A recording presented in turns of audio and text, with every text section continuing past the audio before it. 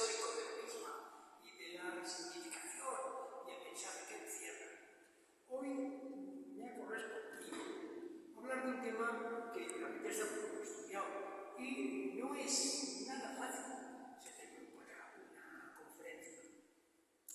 Pero como toda conferencia debe tener una idea central, un argumento, un hilo conductor que va en el principio, las escenas de su desarrollo y debe tener un final, pues yo he pensado vertebrar mi intervención relatando la historia de la devoción, Santo Carlos otra vez, de aquellas personas, de aquellos padres y pastores del pueblo cristiano de Valencia que fueron los adalides, los campeones del Santo Carlos, es decir, los arzobispos de Valencia.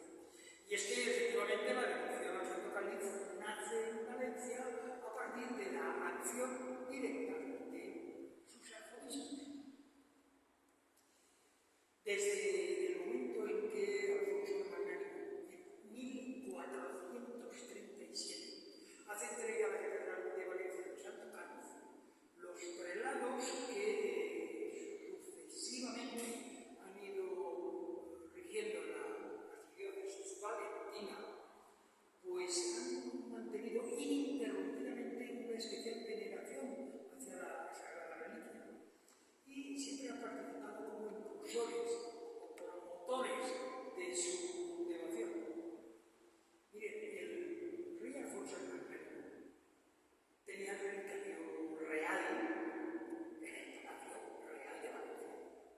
Y en ocasiones permitía al pueblo entrar en el palacio para que pudiera contemplar aquellas importantísimas reliquias, entre las que estaba el Santo Cáliz. Como he dicho, en 1437, el Magnánimo, el rey, recibió una serie de préstamos del cabildo que le permitían costear las campañas bélicas que venían determinando la política exterior de la Corona de Aragón. Bueno, pues estos préstamos que recibió del cabildo pues requerían dejar algo de prenda hasta que se pagara. Y entonces el rey lo que hizo fue dejar en prenda las reliquias en la Catedral de Valencia, que era quien le había dejado el dinero. Bueno, pues como en otras catedrales, en otras iglesias, era una práctica antigua, lo que se llamaba la ostensión de las reliquias, es decir, la exposición a los fieles de las reliquias más importantes y significativas que se guardaban en esa catedral o en esa iglesia. Bueno, pues de eso tenemos numerosas referencias documentales. Bueno, pues efectivamente, ya en el siglo XV se mostraban al pueblo por parte de la catedral las piezas más importantes del relicario de Maseo.